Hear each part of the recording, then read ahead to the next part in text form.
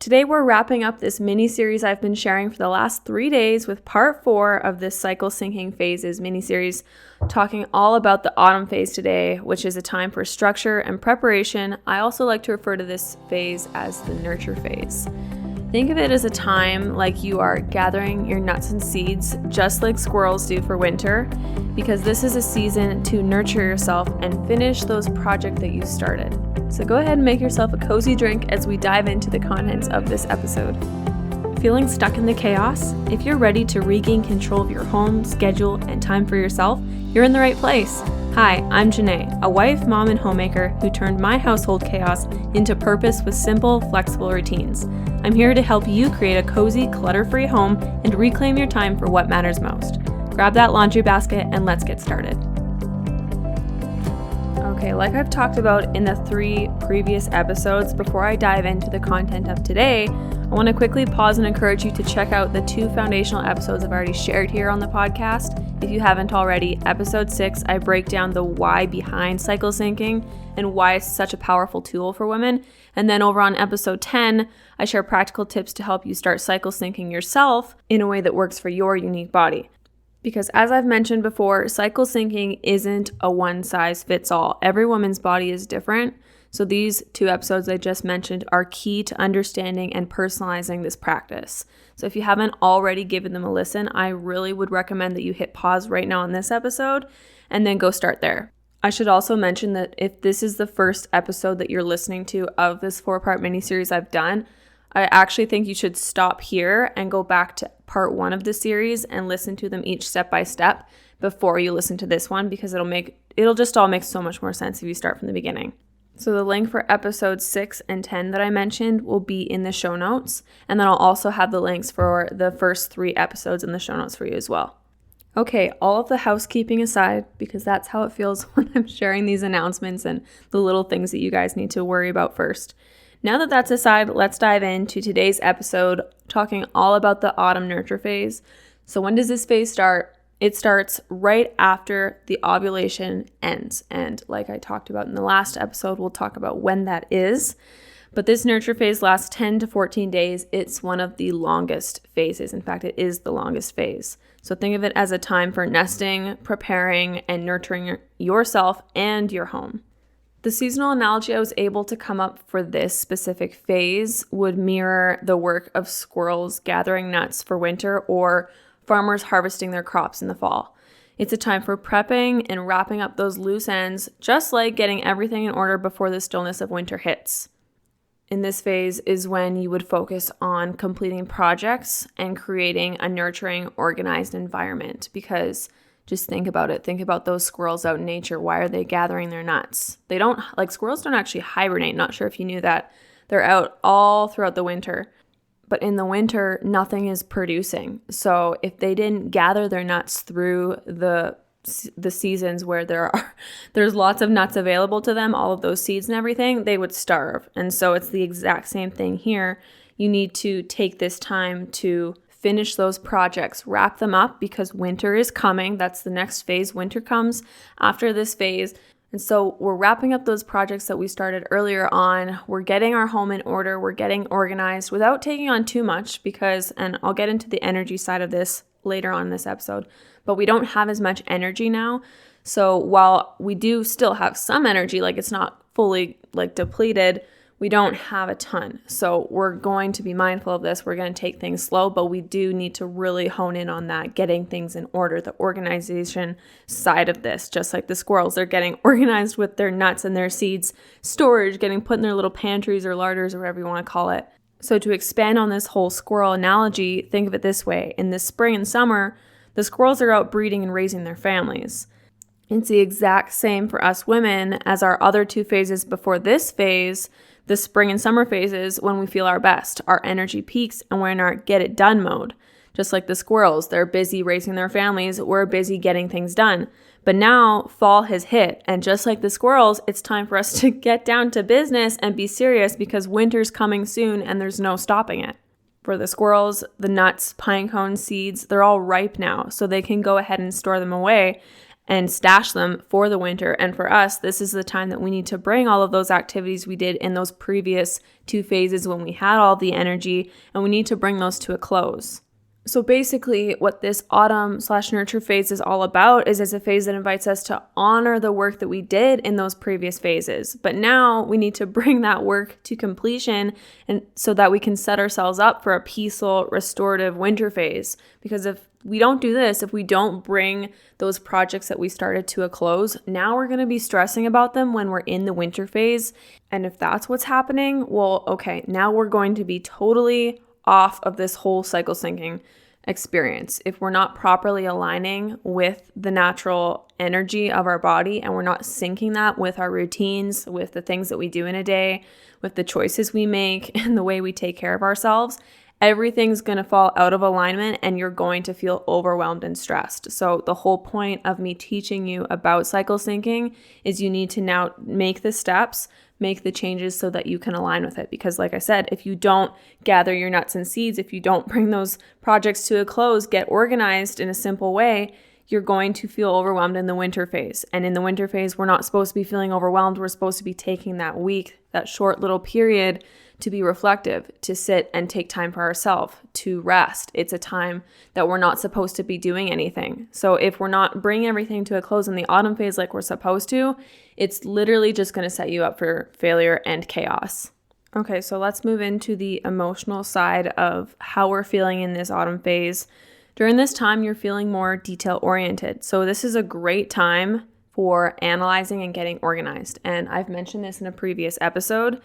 You will naturally, as you fall into this routine, this rhythm where you are cycle syncing, your body naturally is going to start feeling like it wants to organize at the time, and you will recognize it. When I was in my nurture phase this past month, I have simple things that I do on a daily basis, but I just wanted to stop all of that, and I wanted to organize. I wanted to organize my desktop. I wanted to clean out my fridge and just go through the food that we literally don't use anymore. And that was just a natural thing that my body was craving at that time because I'm living in alignment with this cycle. And I've mentioned this in another episode just from a different perspective with another phase. So I just think that that's really cool. Another emotion that you have is you're really craving that closure. So you may feel an emotional need to tie up the loose ends, both in your work and your personal life. You don't want to have things up in the air. You want to bring it to a close, which totally makes sense because with autumn, we're trying to get everything ready for the close of winter because it's that long, still time. You also are going to have increased sensitivity. So small things like feeling bigger emotions, that's something that you're going to feel at this time. So you need to be giving yourself grace and lean into activities that ground you and center you. Instead of just running and doing the next best thing, you need to remember to take time to stay grounded. So then the last thing I just want to talk about as far as emotions goes is you will have a desire for nesting. And I've mentioned this before. It's like when you are pregnant and you're getting ready for the baby and all of a sudden the nesting hits. It's kind of the same thing here. You have this urge to create a comforting, nurturing environment. Maybe all of a sudden you feel like you just want your home to feel a little extra peaceful, and that's why you're going to do a little bit extra organizing or decluttering at this time. It's a natural thing because you crave that nesting.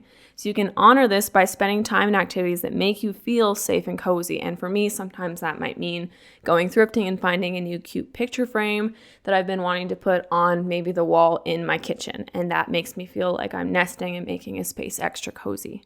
Okay, now moving on to tasks and activities, what you could be doing in this phase is, and I've kind of already mentioned this, but we're just going to dive into it a little deeper. You need to be finishing and wrapping up those projects and tasks that you started earlier on. So review your to-do list and prioritize finishing things up that you started earlier in your cycle. Don't take on any new projects. Instead, when you're looking at the to-do list, you need to look and see, is there any projects that I started but we didn't finish? Did I start cleaning out my closet but there's still a pile of clothes sitting on the floor? This would be a good time to take those clothes and now either decide what you were going to do with them. If you were going to take them to the thrift store and donate them, then go ahead and do that. That'd be a good project that you do now. But you're not going to, for example, at this phase, decide to start organizing your closet. No, we're not going to do that. We're just going to wrap up those projects that we may have started earlier when we had all the energy, but then we realized we ran out of time to finish them. You can also declutter your workspace in your home in simple, small ways. Like I said, we're not taking on big projects. But for me, in this phase, what I do is I go around my house and I take note of the areas that are feeling a little more cluttered. And for us personally, our boot room, we have a small house, but we do have a boot room and we have a very small laundry room. Those two areas seem to be our dumping grounds, where both my husband and I put stuff in there on top of the washing machine or on top of the shelf in the boot room when we just don't feel like putting it away. And we have a sea can in our backyard, so that's where a lot of our storage goes. So sometimes I get lazy or my husband gets lazy and we don't feel like walking out to the sea can and finding the bin where it belongs, so we'll just leave it in the boot room. But then things pile up and before you know it, it's feeling a little cluttered. So in this phase, this would be a good time to take that little bit of clutter buildup and just put it back where it belongs. Another thing I like to do during this phase is, and I mean, you might be thinking, wow, this is a lot going on during this phase. Remember, this is the longest phase of the 4 phases. So while there are other phases, some of them only last 5 or 7 days. This phase, depending on who you are, depending on each woman, can last up to 2 weeks. I have longer cycles. So the nurture phase for me is literally a 2-week long phase. So it gives you lots of time to do this whole wrapping up older projects. So during this time, I like to also tackle those nagging tasks that have been hanging over my head, kind of those admin tasks like, oh, I need to book an appointment for this, or I need to go through our banking and just update our budget. Like little things like that you don't usually make time and prioritize. We're going to bring these things to a close. We're just going to wrap this all up, get it out of our head. And the whole point of this is women as women, we have 600 things going on through our head in a day. We're trying to remember what we need to buy when we go grocery shopping next. What are we making for supper tonight? What are the kids' extracurricular activities this week?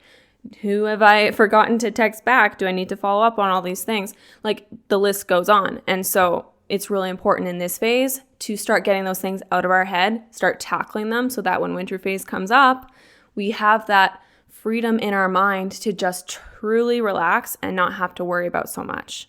And lastly, in terms of organizing, because I said we need to be getting our house in order during this phase, but I don't want you to be taking on a big project. Like for example, if it's been weighing on you that the garage needs to be reorganized, let's not take that whole project on in this phase. You can maybe pick one area, like maybe you have an area where all the coats hang and all the boots are, and it just seems very cluttered and messy. Well, you could take on that project by just organizing that little piece of it in this nurture phase.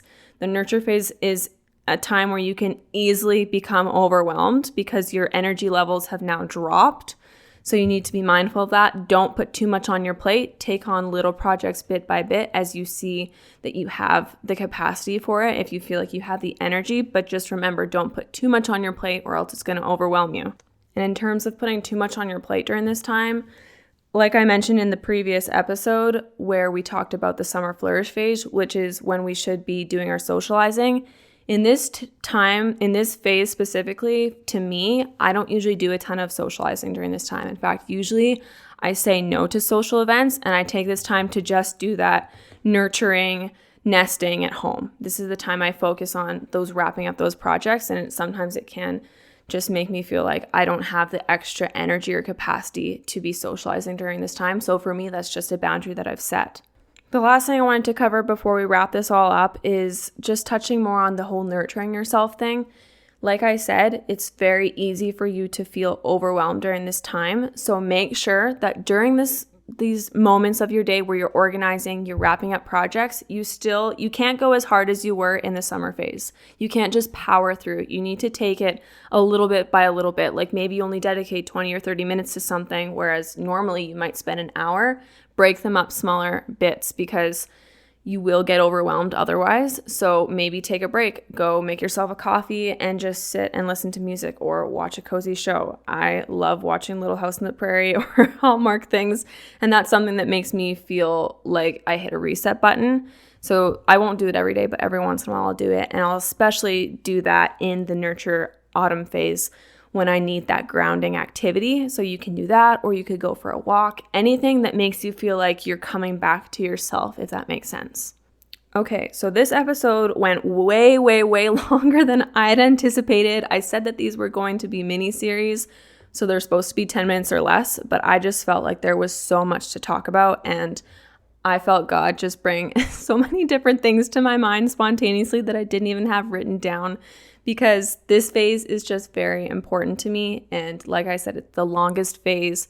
So we really need to be mindful of making the most and properly spending our time during this phase, because we don't want chaos in the winter phase, which comes next. So by embracing this energy, the emotions we talked about, and then also the activities of the autumn phase, you're not only honoring when you're in your cycle, but you're also setting yourself up for that peaceful winter phase, like I said. So this is your time to finish strong and prepare your mind and body and your space, your home, everything like that for the stillness that's coming. So if you loved today's episode, don't forget to subscribe to the show. I would love it if you would also take a screenshot of this episode and share it with another mama friend who would benefit from it.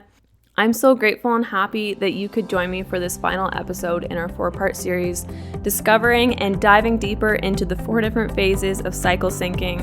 Until next time, I'll see you next week when our next episode comes out.